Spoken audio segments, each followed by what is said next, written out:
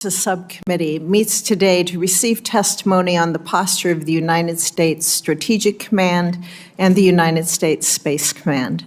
I want to begin by thanking our witnesses, General Cotton from Stratcom and General Whiting from Spacecom. General Cotton, this is likely one of the last times you'll be speaking before our committee. You have always been open and forthright with this committee, and I want to thank you for your service and dedication as you approach your final year as Commander of Stratcom. Today we face a threat environment more dangerous than we've seen since the Second World War. For the first time in history, the United States faces two adversary nuclear powers in Russia and China.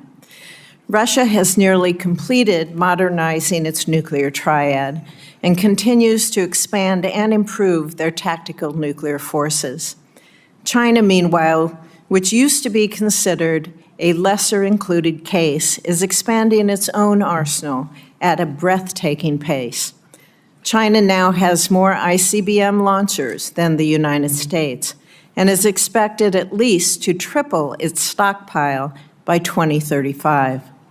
I would also note that China has outpaced every previous estimate that we've made. General Cotton, as you well know, this is an extremely important time for Stratcom. Each leg of our triad is undergoing a generational modernization. This includes the Columbia-class submarine to replace the Ohio-class, the B-21 bomber to replace the B-1 and B-2 bombers, and the Sentinel ICBM to replace the Minuteman III. Given the ages of the legacy programs, it is essential that these modernization efforts be prioritized and properly resourced to ensure we have capabilities fielded in time to meet the growing threat. While it is the responsibility of the services to get these programs back on schedule, it is Stratcom who must mitigate risk associated with any delays. I look forward to hearing more in the closed session about your plans to do so. Additionally, the Nuclear-Armed Sea-Launched Cruise Missile, or SLCM, remains a critical program to deter our adversaries from believing they can use tactical nuclear weapons. I look forward to hearing from you, General Cotton, on your work with the Navy on SLCM. I would be remiss if I did not also underscore the importance of NC3, what Senator King and I refer to as the fourth leg of the triad. NC3 underpins all aspects of nuclear deterrence. General Cotton, I appreciate the focus that you have given NC3 modernization during your time in command, and I will be eager to receive an update on the implementation of the NC3 roadmap. General Whiting, the space domain is now, as you point out in your opening statement, a highly contested strategic environment. China and Russia possess growing counterspace capabilities that hold U.S. space assets at risk. Russia is developing the capability to place a nuclear weapon on orbit, while China is investing in maneuverable satellites that could target our satellites. And these are just the threats that we can discuss in this open setting. While I look forward to a more robust discussion on how we need to address these threats in a classified session, I'm eager to hear from you during this open session on your priorities for fiscal year 2026 and how we can leverage emerging technologies to field more dynamic space-based systems. I am also eager to hear an update on how Spacecom is working with the other combatant commands, the services, and the intelligence community to ensure that we are developing the right capabilities, sharing information with warfighters in real time, and that the services and interagency partners are integrated appropriately. I will make one final point before I turn it over to Senator King for his opening statement. Both of your combatant commands rely on access to critical electromagnetic spectrum to carry out your missions. As we know, there are efforts underway to force DoD to vacate portions of those spectrum bands. Such an outcome would be detrimental to U.S. national security and result in significant costs as various DoD equities are forced to invest the resources to redesign, procure, and field new systems to operate in different spectrum bands, if that is even feasible. General Whiting and General Cotton, I look forward to hearing from both of you on the importance of spectrum to your missions. Before any decisions are made on whether to auction off DoD spectrum, the American people deserve to understand the risks there would be to national security. Again, thank you both for appearing before us today. I look forward to hearing your testimony. Senator King, you are recognized. Thank you, Senator Fisher. I want to first thank both of you for your service and for the incredible work that you've done, both in managing the assets that are in your purview, but also in thinking about how to move forward. This is a posture hearing. It's really a status report. It's a combination of a status report, where are we now, but where do we need to be? And what do we need in the way of resources in order to get there? General Cotton, deterrence is the keystone of our entire defense strategy. We often forget that. We get lost in counting tanks or airplanes or Navy ships, but the whole idea of all of these resources is that they never be used, that they be such a terrifying prospect for a potential adversary that they will never be used. And in fact, that deterrence has worked in the nuclear area for 75, 80 years. So that's really what we need to talk about today. And modernizing the triad, which we're in the middle of right now, is an expensive proposition. But to shortchange that process, in my view, would be disastrously short-sighted. So I hope to hear where we are on modernization with the various, with the parts of the triad, but also where we need to be, what necessary authorities there are that we need to be talking about, and also necessary funding. I refer to nuclear modernization as the pig in the budgetary python. It is unfortunately, just by history, we're having to do all three legs at once. And that is a very expensive proposition, but it's something that we have to do in order to maintain the deterrent strategy that's protected this country for so long. In terms of the space assets, of course, it's no news to anybody that space was an uncontested domain 20 years ago. 10 years ago, it began to be contested, and today it's highly contested.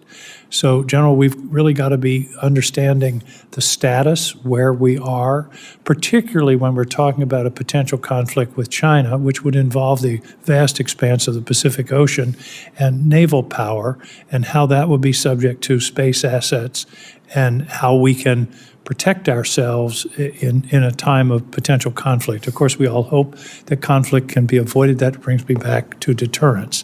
So I think the important message that I have is that decisions we make here today and over the next 6 months will have profound impacts in the future. And that's what's so important about what we're talking about today. I can think of no two more important people right now in thinking about how to posture this country in order to maintain deterrence and the security of the American people. So I thank you for being here. Look forward to your questions. And now I think it's time to turn it over to the chair. Okay. Thank you, Senator King. We are joined today by Chairman Wicker and Ranking Member Reed, and I would ask each of them to give an opening statement if they so desire at this time. Chairman Wicker.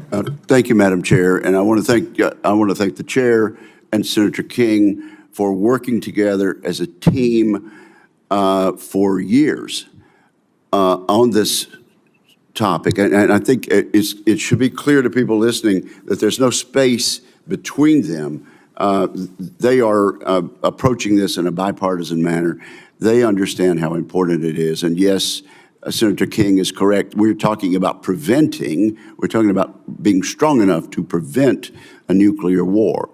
and nothing could be more important. And yes, it is going to be expensive, but there's no question about it. We're going to have to spend the money as wisely and efficiently as we can to get the job done. I want to thank Senator Cotton for his service and wish him well as he prepares to transition into private life. And thank you, General Whiting, for being here. I'm gonna put my statement in the record and just say that today I hope to understand how you're managing the risk of critical military capabilities that are both too old and too few to truly meet the threats of today, much less those of tomorrow. Secondly, how to understand better the roles of your commands evolving as the new administration develops updated strategies and guidance. And then hear your thoughts on areas where you believe this committee can help improve the effectiveness of our strategic deterrent and space posture. With that, I will ask unanimous consent to include my statement in the record Without and yield back. objection. Thank you, gentlemen. Thank you, Madam Chair. Thank you, Mr. Chairman. Ranking Member Reed. Thank you very much, Madam Chairman. Welcome, gentlemen. We look forward to your testimony. I want to commend General Cotton for his 39 years of service to the country and to the Air Force, and I wish you and your wife, Marcia, the very best in your retirement. General Whiting, thank you for joining us this morning also. General Cotton, there are reports that indicate that the administration is considering removing the dual-hatted role the commander of U.S. European Command currently holds as the NATO Supreme Allied Commander Europe, or SACEUR. The secure position was created in part to ensure that our nuclear weapons, and hence our nuclear umbrella provided to our NATO allies under Article 5, was always kept under the control of the United States. Indeed, the release codes for our nuclear weapons, which are carried by NATO planes, come from the President through SACEUR to unlock the weapons. If the U.S. walks away from this position, we are lessening the protection of our extended nuclear deterrent to our allies, and I believe we're harming U.S. national security and global security. For over 6 decades, the U.S. nuclear umbrella has provided an ironclad guarantee to deter the Soviet Union and now Russia, and it has been successful. I'm also concerned about the signal it may send to our Asian allies, especially South Korea, who also relies on the credibility of our nuclear umbrella.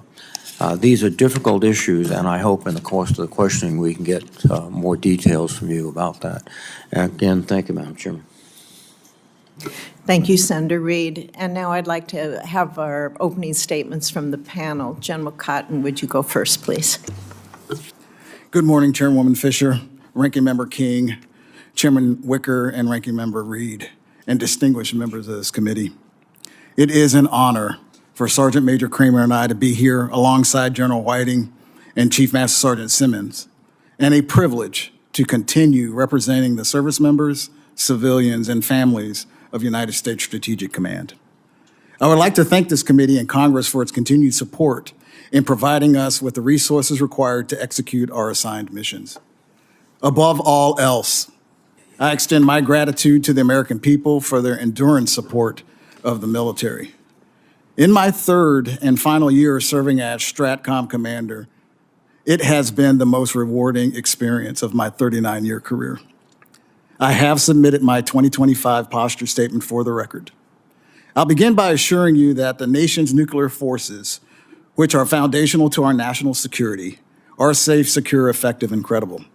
As I speak, Stratcom and its components are deterring our adversaries and stand ready to respond decisively, whether underground, in the air, or beneath the seas, should deterrence fail. And our mission has never been more important. Today, the United States, its allies, and partners are confronted with a deteriorating security environment. The Chinese Communist Party is rapidly expanding its nuclear forces into a fully functional triad with more than 600 nuclear warheads and counting. Russia has modernized the majority of its nuclear arsenal. North Korea continues with its unlawful and destabilizing programs in pursuit of weapons of mass destruction and ballistic missiles. And Iran continues to pursue uranium enrichment. Additionally, the tools of war are changing, from novel missile systems to counter U.S. space capabilities, from cyber attacks against critical infrastructure to competition in the electromagnetic spectrum. These are rapidly developing threat vectors across multiple domains and regions, to include the Arctic. To effectively deter adversaries across the spectrum of threats requires sustained legacy triad systems and urgently completing the multi-generational, decades-long modernization of all three legs of the nuclear deterrent and its critical NC3 systems. No portfolio is in need of recapitalization more than a nuclear portfolio, and a modernization I'm advocating for requires continued, uninterrupted funding and an industrial base capable of steady and continuous production. Commitment to modernization will ensure that U.S. strategic weapons continue to deter aggression, assure our allies and partners, and allow us to achieve national objectives if deterrence fails. Thank you again for your support and focus on our mission, and I look forward to answering your questions. Thank you, General Cotton. General Whiting. Chairwoman Fisher and Ranking Member King, Chairman Wicker and Ranking Member Reed, and members of the subcommittee, thank you for your support and the opportunity to represent the warfighters of U.S. Space Command. It's truly an honor to testify alongside my friend General Cotton once again and to discuss our vital role in achieving peace through strength. At U.S. Space Command, our guiding principle is clear. To secure peace, we must be well prepared for conflict in space, and if deterrence fails, we will fight and win. U.S. Space Command is upholding this principle in the face of operational threats, which continue to expand at a breathtaking pace, and which are being fielded deliberately to challenge the United States, the American way of life, and hold the joint force at risk. These novel and unprecedented developments include China's robust counter-space weapons and space-enabled kill chains, Russia's reported pursuit of an on-orbit nuclear anti-satellite weapon, and wide-ranging ballistic, cruise, and hypersonic missile threats. Despite the growing threats, the United States maintains advantages in space thanks to the unified mission focus of our superb joint warfighters, our unmatched commercial space sector, and our expansive and more empowered alliances and partnerships. Our foremost advantage and the cornerstone of U.S. Space Command are our officer, enlisted, and civilian personnel. No other nation can match our team's understanding of the complexities of space and the requirements to effectively operate in the most challenging area of responsibility. Our military has the best trained, most capable space warfighting force in the world, and they stand dedicated to fight for America. Since my last testimony, U.S. Space Command published our new campaign plan, integrating and synchronizing the command's operations, activities, and investments with the joint force and the interagency, leaving no doubts to our opponents that we are stronger, more capable, and ready to counter any threat. Over the past year, U.S. Space Command's commercial integration cell grew to 17 commercial mission partners, enhancing our threat information sharing at classified levels and improving our crisis action planning. We also expanded multinational force Operation Olympic Defender to 7 nations, with the addition of Germany, France, and New Zealand. This growth further strengthens partnerships and enables our allies to share the burden of collective space security. That said, these advantages and our ability to deter potential adversaries cannot be taken for granted. Deterrence in space is consistent with other domains. It requires a keen understanding and clear communication of what we are deterring against, credible, acknowledged capabilities to impose costs on those who attack us, and resilient architectures to dissuade attack by making any effort futile. Accordingly, U.S. Space Command is fully integrated into and contributing to the Department of Defense's implementation of the President's executive order to establish a Golden Dome for America Missile Defense Shield. U.S. Space Command appreciates Congress's significant support of numerous critical space superiority programs in the recent FY25 appropriations law. Looking forward to FY26 and beyond, U.S. Space Command requires stable funding as well as effective and efficient acquisition programs, delivering advanced space capabilities to enable a balanced space deterrence force structure. Most pressing are the delivery of integrated space fires, enhanced battlespace awareness, and integrated command and control capabilities to achieve space superiority to defend the homeland and protect and enable the joint force. The Unified Command Plan directs U.S. Space Command to protect and defend U.S. and, as directed, allied and commercial space capabilities through necessary offensive and defensive space operations. Like other combatant commands, we require combat credible kinetic and non-kinetic means to deter and counter adversary actions. By investing in space superiority capabilities, we send a clear message. The United States has the advantage, and we remain committed that space will be safe, secure, and stable. We are ready to repel all challengers, and any attempt to turn space into a battlefield will fail. Although many challenges lie ahead, the future of space holds tremendous promise for America if we actively and thoughtfully protect it. I am grateful for Congress's support to U.S. Space Command and continued investment to advance America's strength in space. Your continued backing not only ensures that U.S. Space Command protects our interests in space today, but also protects that future which is coming. Madam Chairwoman, I have submitted my posture statement for the record, and I look forward to your and the subcommittee's questions. Thank you, General Whiting. We'll begin with 5-minute rounds of questions. I strongly believe that the Bipartisan Strategic Posture Commission's 2023 report should be required reading for everybody in the Department of Defense. It clearly articulates the threats that we face, and it concludes, rightfully concludes, that we are woefully underprepared. Based on the recommendations of that report, last year's NDAA directed the department to develop a deterrent strategy that would pace this projected threat. This strategy must also include an assessment of the amount and type of nuclear weapons and delivery systems necessary to implement that strategy. General Cotton, can you tell me how the development of this strategy is coming along? Thank you, Madam Chairwoman. If you recall, when I first took over as a commander of U.S. Strategic Command, one of the first things we did was we instituted a nuclear recapitalization and transition cross-functional team to do exactly that. Because one of the things we wanted to assure ourselves was, did we have the capacity and capability and posture correct? That was in alignment with the study and the commission's report, and it pretty much mirrored everything that was said in the commission.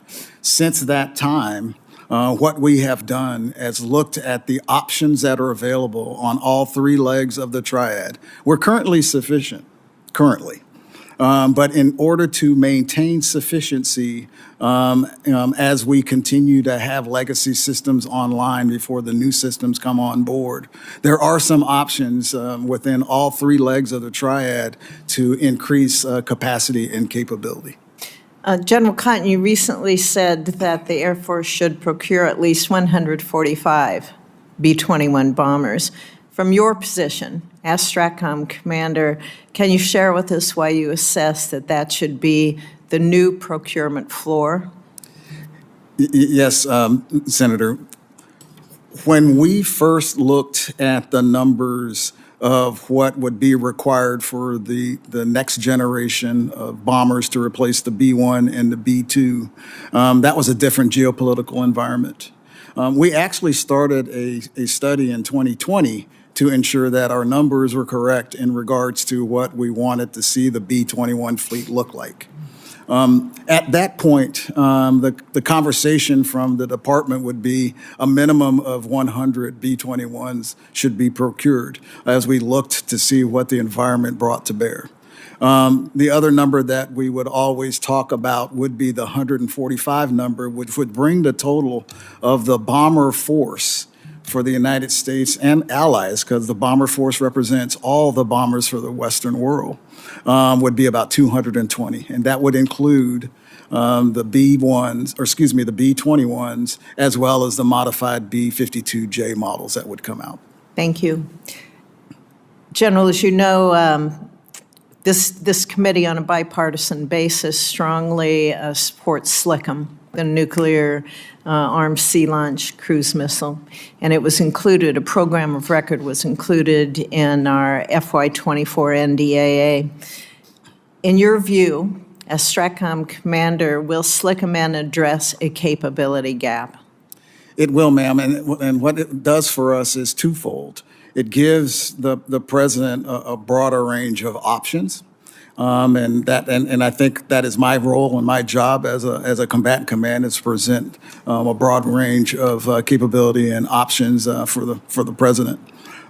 It also provides not only as it's a regional tool that can be used as well. So we can actually benefit from our geographic combatant commanders, which they support the idea of SLCMN as well, because from a regional perspective, it can hold adversaries at risk. And yes or no, do you see opportunities to speed up that program? I would hope so, Madam Chairwoman, and the reason is I know that there's a program of record that has been established in the Department of the Navy. I would love to see some acceleration from that team to see what we can do to get the assets a little quicker and move it to the left. General Whiting, I want to get one question in for you at this point as well. Every service relies on your assets that are based in space. I don't think that gets enough attention. Are you coordinating with the other combatant commands and also with services, with the intelligence community to make sure that these assets under your command are going to be integrated appropriately? Madam Chairwoman, absolutely. In fact, I have a liaison element that I have assigned to each of the other combatant commands. So there's a liaison element from U.S. Space Command that sits inside of U.S. Stratcom, as well as all the other combatant commands to persistently do that type of coordination to make sure that our operational plans are advancing together, that our real-time operations are considering each other's capabilities. We do that with our intelligence community as well, primarily through the National Reconnaissance Office. Again, we have an exchange of liaison officers and operational centers that work together. And then with the services as a joint headquarters, I have not only components from each of the services assigned to me, but I have personnel from all of those services which keep us tightly linked with their future plans as well. Thank you. Senator King. Thank you, Madam Chair. A couple of preliminary questions about staff. Both of you mentioned in your testimony that you rely upon not only military personnel but civilians. My question to each of you is, are you under any orders, or have orders come down, or have you already started to implement, or has somebody started to implement reductions in force, firings, people who have taken I call it the early retirement option? General Cotton, what's the status of your civilian workforce? Well, our civilian workforce, we're about 65% civilian in the headquarters. But that doesn't count for the 41,000 that make up the componencies that work under my charge. Right now, Senator, very small amount of folks that took the early retirement activities, but the option for them to do so still exists. But right now, we're not seeing an effect. The numbers are pretty small. And no firings? We have not fired anyone. Are you under any orders to reduce that staff by a certain percentage? We're looking for the efficiencies piece, but right now it's all voluntary. And like I said, from our perspective, from Stratcom, the numbers have been very, very small. And are you subject to a hiring freeze? I am. So those people who are leaving, you're not allowed to replace. Is that correct? Well, we have a opportunity to get a waiver approved because of our mission set. And if there's a requirement for us to do a waiver to see if we can get someone through the hiring freeze, we can process that. General Whiting, same set of questions. Senator, my answers are almost identical to General Cotton's. About 60% of my headquarters staff is government civilians. We've had a small number who have volunteered for the deferred retirement program. We are under no orders to fire anyone. We are aware that we're looking at need to look for efficiencies, as General Cotton discussed. We also are under a hiring freeze, and we have the opportunity for critical positions to ask for exemptions to that. Thank you. General Whiting, I was interested, you mentioned I think it's called the Artemis Accord, which is clearly based upon allies. I'm concerned that we seem to be in a process of alienating our allies. Talk to me about the importance of the Artemis Accord in order to carry out your mission. Senator, the Artemis Accords are overseen by NASA and the Department of State, and that's a civil exploratory set of agreements about shared principles in space between countries. On the military side, I have a named operation called Operation Olympic Defender, which includes 7 countries, which is the United States, plus the Five Eyes nations, Germany and France, where we cooperate in space together to understand what's happening there. And again, we're So showing... those relationships with other countries are important to the execution of your mission, is that correct? They are, Senator. A question I haven't been able to get a clear answer on is, what's the concept of the Golden Dome? In other words, would it be 1,000 THAAD batteries, or is it conventional missile defense? Is it directed energy? What's the underlying concept of Golden Dome other than to protect the homeland, which is certainly a worthy goal? Senator, the department right now has been going through a series of meetings and working groups to define what that architecture will look like. But in the executive order, it lays out that the president's asking the department to develop a series of capabilities that will protect against these new modernized threats like hypersonics, maneuvering vehicles that put the homeland at risk. So I think it'll be a layered system that will have to account for all of those threats at multiple phases of the life cycle of a missile. Well, that's the mission, I understand. So but I take it we're some distance away from the operational concepts of what will actually, what it will consist of. A very specific question. Both of you rely heavily on Kwajalein Atoll for training and testing purposes. My understanding is the infrastructure there is woefully inadequate. Can you speak to an effort to try to upgrade that infrastructure so that that atoll can continue to be an important part of our strategic deterrence initiative? Senator, Kwajalein Atoll is very important for our space mission. I visited there last summer. There's 5 sensors there that support our mission. We have advocated with the Department of the Army for investments there to make sure that the infrastructure can support those missions. And in fact, my combatant command is in the process right now of defining exactly what the support requirements are that we need there so we can put those into our next O plan to make sure the Army understands exactly what requirements we need, but that is a very important location for us. If you can just keep the committee informed of that, of what the need is, whether it's authorities or funding, it could be an important part of our ongoing deliberations. Thank you. Thank you, Madam Chair. Thank you, Senator King. Senator Rounds, you are recognized. Thank you, Madam Chair. First of all, General Whiting and General Cotton, I want to thank you both for your service to our country and for the role that you play in keeping our country safe. General Whiting, I'll begin with you, and I'm going to have the same question for General Cotton as well, but how important is it that the use of the electromagnetic spectrum in particular areas of the lower 3 gigahertz band and the 7 to 8 gigahertz band of the spectrum be maintained by the Department of Defense?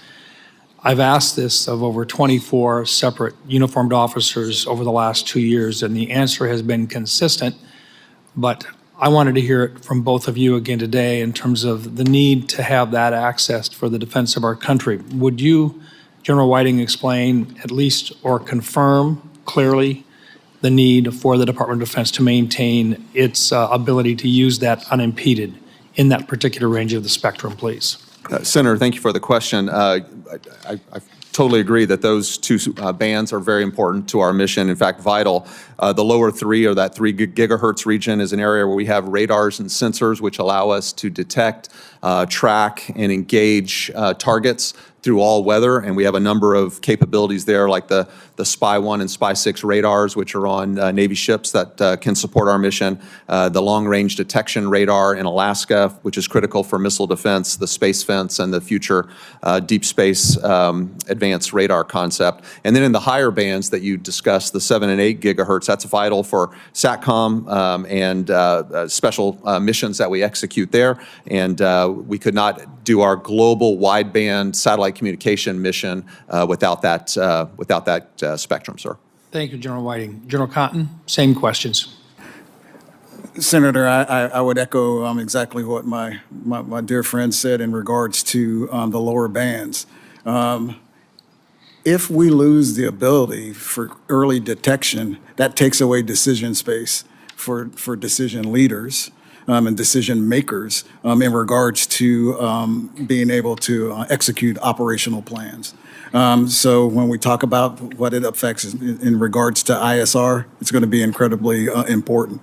In the higher bands, part of my UCP is global reach through global strike. The Bomber Force, as an example, has the ability to traverse all over the world. SATCOM communications are going to be vital for those weapon systems today and in the future. Thank you, General. Also, General Cotton, you've mentioned it a little bit already, but with the B-21, there's a discussion about, we're acquiring 100 of them currently. The number has been debated. Should it be 145? Should it be more than that? And I've appreciated your indication that you've come around to approximately 145.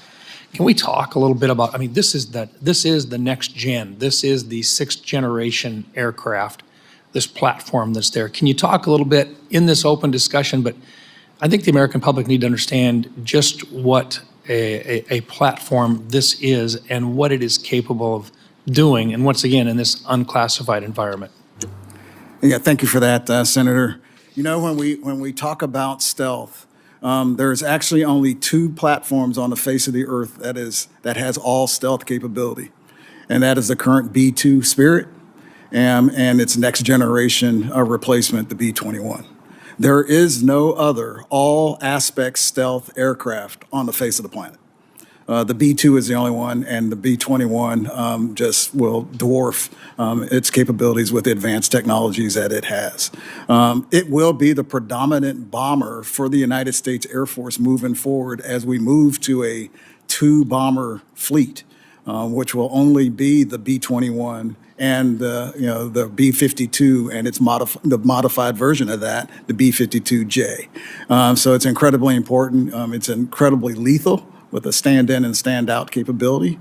So that's why I'm a big proponent on constant production that's far exceeds 100 to the 145 number to get us about 220 with those 2 platforms. I noted that you've had a view that indicated the need to accelerate the B-21 production. Can you explain just a little bit about why we need to accelerate that production? Sir, as we start to see the legacy systems start to divest that the fleet has with the Air Force fleet, the B-1s and the B-2s in particular, I want to make sure that we don't see a large bathtub in the ability of operational platforms that are available to be used. We've worn our current weapons platforms out. We do.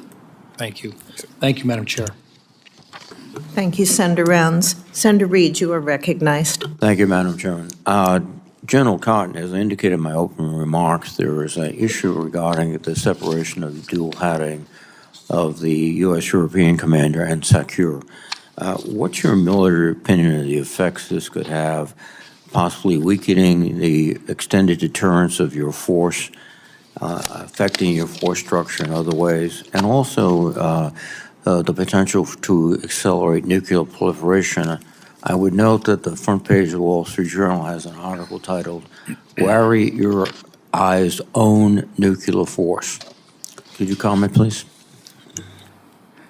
Thank you, Ranking Member Reed. I think, the relationship that I have as far as my operational plans with General Cavoli, both as the EUCOM commander and as SACEUR, to your point in your opening, is incredibly important in the execution of operational plans for me, even in Stratcom.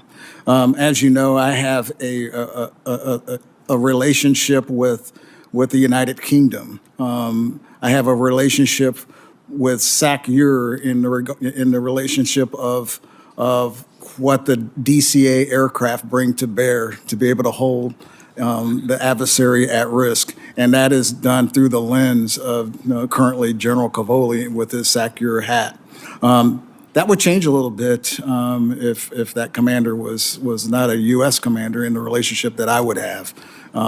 Now, the relationship that I have with my allies and partners, especially my European allies and partners, is still steadfast, whether it be with the United Kingdom, whether it be with France, or whether it be with the other NATO nations. Thank you. General Cotton, one other question. The Air Force has proposed a reorganization, which I understand has been put on hold until the new secretary is confirmed, that would cede much of the operational control of heavy bombers away from Air Force Global Strike Command to new composite wings out of Air Combat Command. In response to this, Section 1631 of the 2025 NDAA stopped this until a report is submitted. It's not yet been received. How concerned are you about this reorganization impacting your nuclear deterrence mission? Senator Reid, today I have one belly button in the Department of the Air Force that presents two legs of the triad and 68% of the NC3 capability to me as my component, and that is the Commander of Air Force Global Strike Command. So as a four-star, the Commander of Air Force Global Strike Command has oversight and has the subject matter experts in the nuclear deterrent field. And he owns the bomber leg as well as the ICBM leg. All I ask the United States Air Force is to ensure that when I have force presentation, that I can still look to one person that can give me the answers to readiness, give me the answers to where we are on acquisition strategies, gives me the answers to where we are on manpower and help that they might need. Today, I only have to look to Barksdale Air Force Base and talk to the commander of Global Strike to get that answer. Thank you. General Whiting, are you concerned about becoming overly reliant upon commercial providers for too many of the department's missions into space? Do we draw a line? Do we ensure that there's a competitive situation? Senator Reid, I think the principle we need to apply is balance. For those things that we can go to commercial industry for, we should absolutely leverage that. U.S. commercial space industry is a massive advantage for this nation, and it's an advantage that's widened over the last several years, and I think will continue to widen. But there are certain missions where we absolutely need to design and build for ourselves our own capabilities. For example, the space capabilities we provide to support General Cotton for nuclear command and control for SATCOM, those are not capabilities that are easily replicatable in the commercial market. So we need to design those for purpose-built reasons so we can assure to General Cotton, to the Secretary, and to the President that they can talk to their nuclear forces when required. So I think it's a matter of balance, and we need to apply that lens to each mission, sir. Thank you very much, gentlemen. Thank you for your service.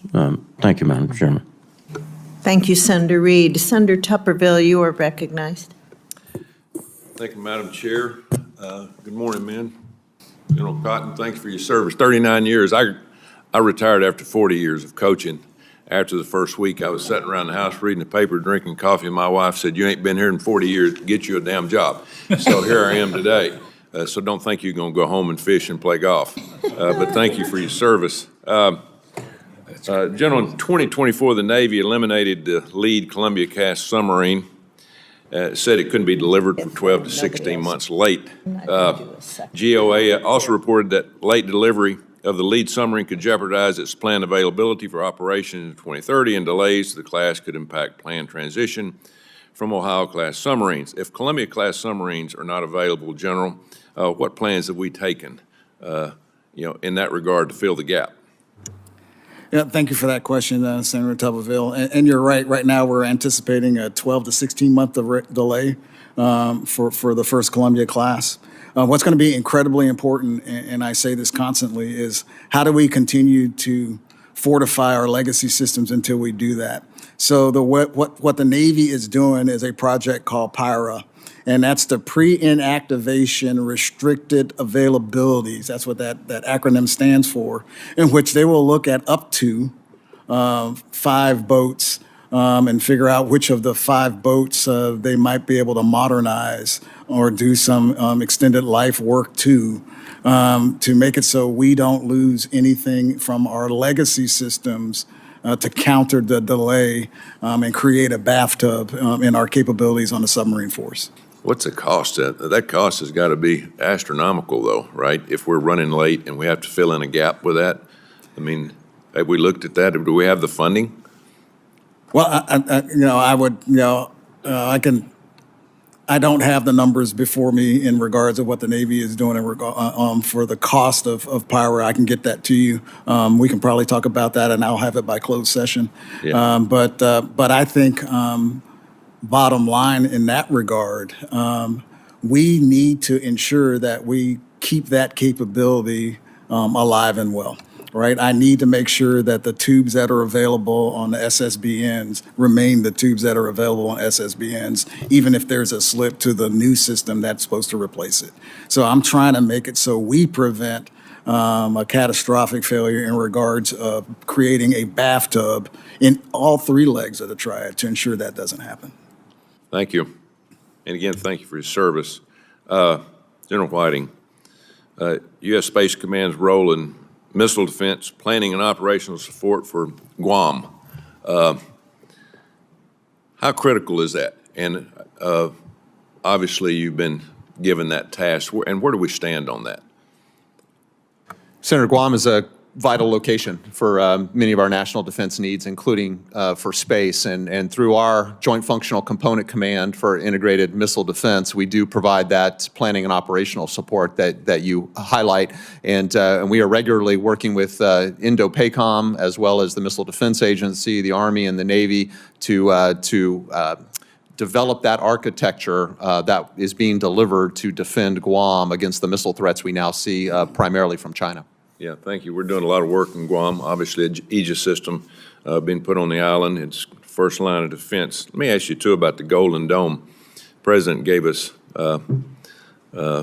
obviously, that referendum that he wants to protect our country with some kind of Golden Dome. Do you have a certain group that works with that within Space Command, or is the entire Space Command working on this together? How does that work? Sir, it's a whole of command effort supporting a whole of Department of Defense effort. And so certainly within my command, that subordinate command, the Joint Functional Component Command for Integrated Missile Defense, has a leading role, as well as my J8 Resourcing and Requirements Division. In fact, that J8 division, we have partnered with Northcom and General Guillot there to co-write requirements document for the Golden Dome for America, and we will be delivering that over the next few months to the Department of Defense. Thank you. Just recently, President Trump put me on the Board of Visitors for Air Force Academy. I look forward to coming out and visiting with y'all and possibly seeing some of your work. So thank both of you for your service. Thank you, General. Thank you, Madam Chair. Thank you, Senator Tupperville. Senator Cotton, you are recognized. General Whiting, I want to return to Senator Reed's line of questioning about commercial space launch and any kind of risk it might pose us. You called the commercial space industry a, quote, massive advantage. I assume you're saying it's a massive advantage against our chief adversaries in this domain, China and Russia? That's correct, Senator. Can you give us a sense of scale of how big the advantage? Well, first off, commercial space launch. To be precise here, we're talking about ULA, the United Launch Alliance, and SpaceX, correct? That has been the providers, and now Blue Origin has recently demonstrated New Glenn. Yes, sir. So can you give us a sense of scale of just how massive an advantage we have over, say, China because of ULA and SpaceX? Yes, Senator. And while I don't have the numbers, I can qualitatively describe those. If you go back probably 5 to 10 years, the number of launches we were executing compared to those in China or Russia looked very similar. But over time, the U.S. has massively increased the number of launches, and that equates to what we call mass to orbit. So that means we're able to put more satellites on orbit, whether for commercial or government purposes, and those are getting cheaper and cheaper per pound, which also gives us more opportunities to leverage space for various missions. So you said 5 to 10 years ago we had roughly equal space launch capacity as China and Russia, but now we've so substantially exceeded them, right? Correct. Yes, Senator. And what's been the driver over the last 5 to 10 years of that substantial increase? Is it ULA or is it SpaceX? Predominantly SpaceX, yes, sir. So if it wasn't for SpaceX, we might be in a position where we still are at near equivalence to China and Russia in space launch. They certainly have been innovative and rapidly changed that market, yes, sir. Thank you. General Cotton, you've testified in the past, as have your predecessors, that China has undertaken a breathtaking buildup of its nuclear arsenal. It used to have what is called minimal deterrence, a nuclear arsenal just sufficient for a second strike. Obviously now it's moving on to first strike capabilities, whatever its rhetoric is. I think the department estimates that it's doubled its nuclear arsenal since Xi Jinping took power. It projects it's to double again by the end of this decade and maybe even double again by the middle of the next decade. Could you explain the kind of advantage this might provide China, not just in the nuclear balance of power, but also in a conventional conflict, say, if China decided to go for the jugular in Taiwan? Thank you, Senator Cotton. Nice seeing you. I think, when we put in perspective where we were just, left of probably 2018, and we saw it as a nascent threat, and the breakout that my predecessor announced, you're right. What it does in changing the calculus in our strategy is now we must be prepared for 2 nuclear peers instead of 1. I would garner to say, Senator, included in that is 2 nuclear peers that have a transactional relationship that has blossomed over the last couple of years as well. So as we look at the capabilities that we're seeing on all 3 legs, you're absolutely right. Having an H-6N with long-range strike capability is not a regional hegemon weapon system. Having land-based ICBMs is not a regional hegemon weapon system. Building out their submarine forces and having hypersonic weapons that are dual-use capable and fobbed is not necessarily seen as a regional hegemon weapon system. So it makes us look at things a little differently, and our strategy has changed to compensate for that. Thank you. I'll close on a couple points. I made them before. You've agreed with them before. I'd love to hear your agreement one more time. Some people say about our nuclear weapons that we spend way too much money on weapons we never use. I respond to them that we actually don't spend that much money on them. We may be spending some money modernizing them now compared to our total defense expenditures, but more importantly, we have used our nuclear weapons every single day going back 80 years this August to prevent the kind of war that the world saw twice in 20 years. Do you agree with that, General Cotton? I absolutely agree with that, Senator. Thank you. I want to finally add my note of agreement with our fantastic chairwoman, Senator Fisher, on what she said about the nuclear-armed sea-launched cruise missile, also known as Spacecom. The program held on by a thread throughout the Biden era, thanks to congressional support, and I'm glad that you acknowledge how important it is, and that if anything, we need to do everything possible to accelerate that capability. Thank you, gentlemen. Thank you, Senator Cotton. Senator Kelly, you are recognized. Thank you, Madam Chair. General Cotton, General Whiting, thank you for being here. I want to first touch on Golden Dome, and then I want to save some time for Spacecom. And agree, nuclear deterrence keeps us safe. And General Cotton, you mentioned 2 nuclear peers. One of my biggest concerns is the third one, which is the DPRK. And I think it's fair to say that most of the time, with our nuclear peers, we're dealing with rational actors. We hope that's the case. That's the thing that part of nuclear deterrence, that they will act rationally. Not so sure that's the case with the DPRK. And they are building more nuclear weapons. They're working on other systems to deliver them. And they can now range into the United States. I believe that's our view as a nation. So can you talk a little bit about Golden Dome? And my concern with this is it could potentially, even though I am not against the idea of a system that can protect the entire United States from incoming ballistic missiles, nuclear armed.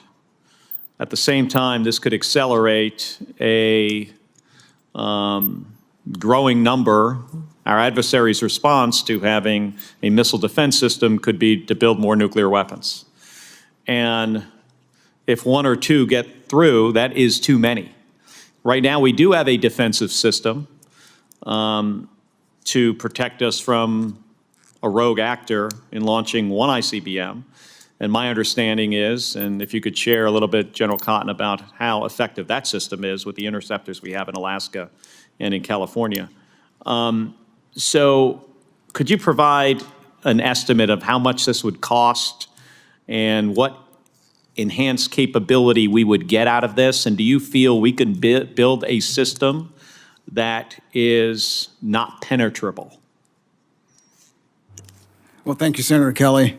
I don't want to get out of my lane because Northcom, General Guillot is the one that's undertaking that role. My responsibility from Golden Dome is twofold in accordance to the EO. And mine is to make sure that I can assure that a second strike capability for the United States remains. And how do we ensure that?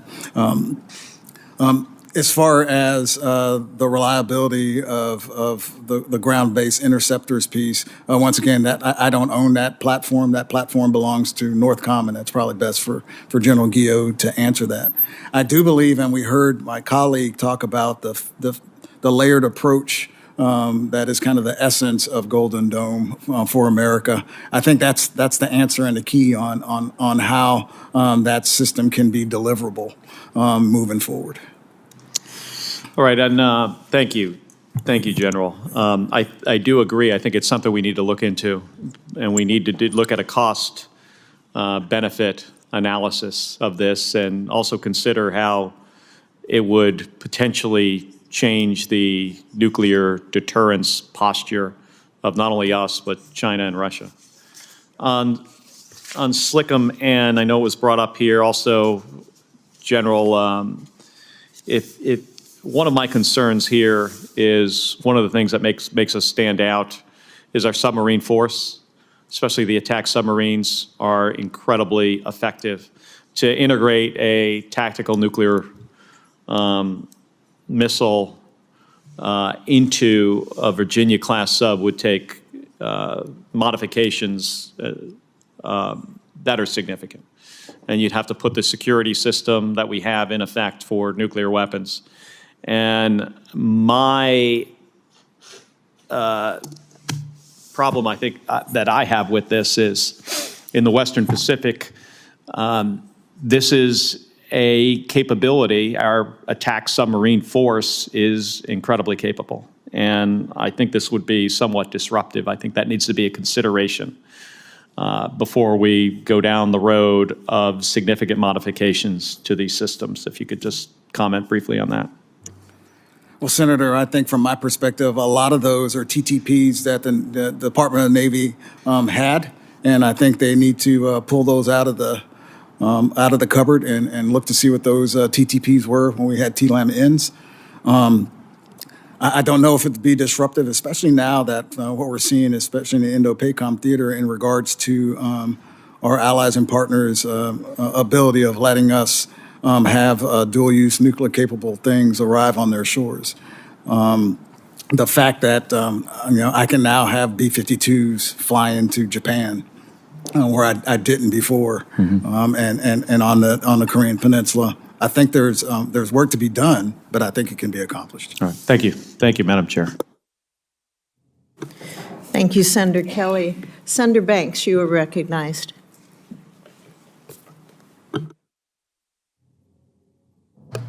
Thank you, Madam Chair, and thank you to both of you for being here today. General Cotton, thank you for your service. You're a hero. What you've done over the last 3 years is remarkable, and it's been an honor to work with you on the House Armed Services Committee and now again on the Senate Armed Services Committee. As we've talked about before, Spacecom is meant to deter China and will be launched from attack submarines. Spacecom is needed to help address capability and escalation management gaps stemming from the rapid growth of China and Russia's theater-range nuclear systems. General, do you agree with the 2018 nuclear posture review that validated the need for SLCM-ins? And if so, what does this need to still stand? I do agree, Senator, and thank you for the comments that you made. What was said in 2018 still holds true today. I think even more so. It's what I had, when I talk about being able to give a geographic combatant commander the ability to also hold an adversary in their region at risk, you can now see that what you're seeing in this weapon system is more than just a strategic weapon. It is now can be a regional weapon and regional deterrence as well for my fellow combatant commanders that hold the regions of responsibility.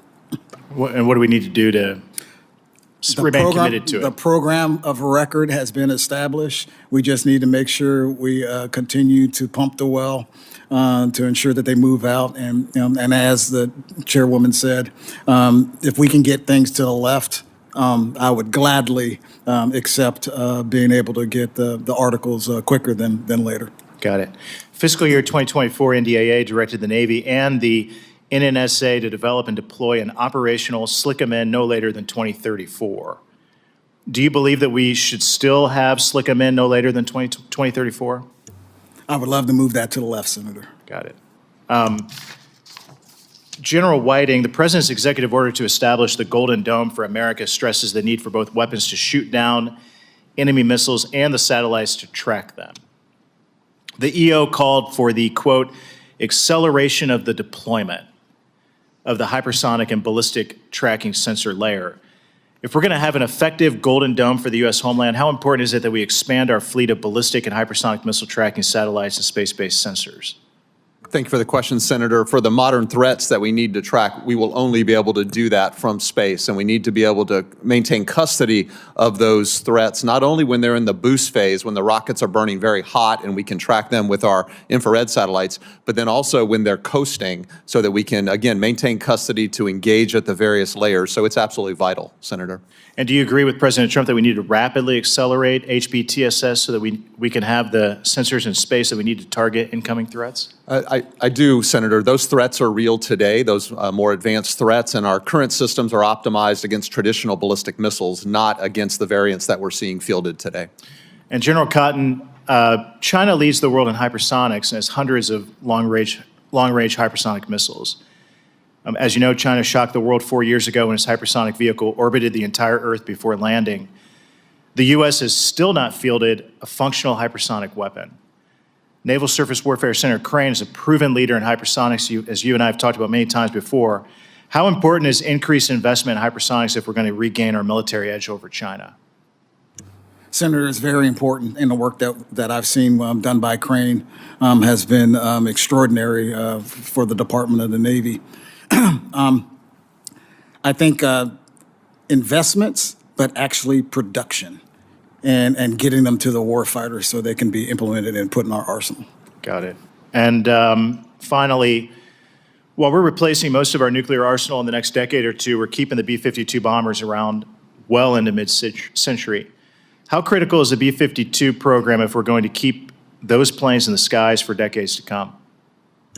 Incredible, important for us, sir. As I mentioned, Senator, we're going to move to a two-platform bomber force, for the United States of America. It will be the B-21 and the B-52J. It is incredibly important that we get those 75 birds into and modify them with their replacement of their engines, their radars, and their I got 10 seconds. Can you talk about the advantages of the new B-52 engines over the old engines? Yes, the Rolls-Royce engines that are right there and they're being worked in Indiana are going to be gives us about an incredible increase in range, in speed, and durability. Thank you. My time has expired. Thank you, Senator Banks. Senator King and I would like a second round before we head to classified. And I'd like to follow up on some of Senator Banks's comments about Golden Dome and space-based sensors. General Whiting, what would be the impacts to the mission effectiveness of Spacecom were the government to auction off spectrum currently utilized by the department? Could Golden Dome even take place? Ma'am, we could not execute Golden Dome without full access to those two spectrums that we discussed earlier, the lower 3, and then the 7 and 8 gigahertz. We use that lower 3 band, again, through so many of our radars to be able to track from the ground. And then the 7 and 8 gigahertz band is so important for our communications and other special missions. Can only see those requirements getting bigger for those spectrums as Golden Dome delivers. And if it was auctioned off, and if it was vacated by the department, what's the time frame? Not to mention the cost. What is the time frame in research development for those new sensors to be even located in another spectrum that wouldn't have the capability that the current spectrum has to even accomplish that? Madam 10 Chair, years, 20 years? Madam Chairwoman, I don't have a timeline because I think our focus has been not on vacating that, but figuring out if there's a way to share that spectrum through dynamic spectrum sharing. And I understand there's technologies there that may make that available. The department has done some studies on that and laid out a series of conditions that would need to be met if dynamic spectrum sharing can occur. And I endorse that those conditions must be met if we're going to figure out a way to share that spectrum with commercial industry. Can dynamic sharing take place now? Ma'am, I am told the technology is close to being ready. I don't know if it is actually ready today, but we would want to verify that certainly. We would need to test. Yes, ma'am. Correct. Absolutely. And General Cotton, same question to you. If the government were to auction off spectrum currently utilized by the department, how would Stratcom's mission effectiveness be impacted? It would be impacted, Madam Chair, because what would happen is, to the point that was made by General Whiting, we count on understanding what the threat looks like, being able to see that threat before it actually comes. We call that left of launch type of activities, as well as what we're talking about in the higher bands on what is the capacity and capability of my 3 legs to be able to utilize SATCOM, et cetera. It would absolutely affect us. Thank you, sir. Senator King. 2 things. I just wanted to follow up on the discussion of hypersonics. I believe that we have missed 2 critical strategic technologies and are woefully behind: hypersonics and directed energy. These are things that we should have seen coming, and now we're playing catch-up. I just want to emphasize, not only do we need a hypersonic weapon for deterrent possibilities, but we need hypersonic defense. Those aircraft carriers in the Pacific are sitting ducks for hypersonic missiles coming at them 4,000 or 5,000 miles an hour, 100 feet above the surface of the ocean. So hypersonic defense is something that I think we need to invest in, as well as the development of a hypersonic offensive capacity in order, again, to provide a deterrent. General Cotton, would you agree? I do agree with that statement, Senator. The other thing that I wanted to mention, it's sort of become conventional wisdom here that we're going from one near-peer adversary to 2. I believe we're going from one near-peer adversary to 3.5 because of as I think you touched upon this, the growing cooperation between China and Russia. And then you put in Iran, which has also become a contributor to Russia's war machine, as well as North Korea, which is also contributing to Russia's efforts in Ukraine. So I think we need to think strategically, not 2 near-peer adversaries, but the potential of 2 near-peer adversaries who are working together, and that creates its own strategic challenges. General Cotton, what are your thoughts on that? Senator, you're absolutely right, and that's what we're actually doing at Stratcom today. When we look at, and you're right, I call them third-party influencers. And what I mean by that, and to your point, I would add one that I think is a little different nuance. That is the new relationship that we're seeing that's happening between Russia and the DPRK. So we're talking about DPRK, we're talking about Iran, we're talking about China, as well as the Russian Federation. And I think we have to assume that in a time of serious conflict, it wouldn't be just with one or the other. It could well and probably would involve all four of those powers that you've mentioned. That's why I call them the third-party influencers, because what they could do is they could be a distraction for the main effort that could be, that could be launched by any one of those that we had mentioned. General Whiting, your thoughts on that new strategic reality? Senator, we watch those same four countries that General Cotton just mentioned in their bilateral relationships with each other, and we see increasingly that space is becoming an area where countries with more sophisticated space knowledge, like Russia or China, appear to be willing to trade off that space knowledge for something that they want in return, whether that's armaments or some other political agreement. So we're very concerned with that and watching how they're cooperating on space. I just think that this new relationship needs to be part of our strategic thinking going forward to inform things like the nuclear posture review and also the fundamental defense strategy. Thank you very much, gentlemen. Thank you again for your service, and I appreciate having been able to work with you. You're still at it. He's the guy that's leaving. We're going to miss you, General. Thank you. We have him for a while yet. Yes. With that, we will adjourn the open session of this hearing and reconvene down in classified in order to have our classified briefing from you gentlemen. Thank you very much. This section of the hearing is closed.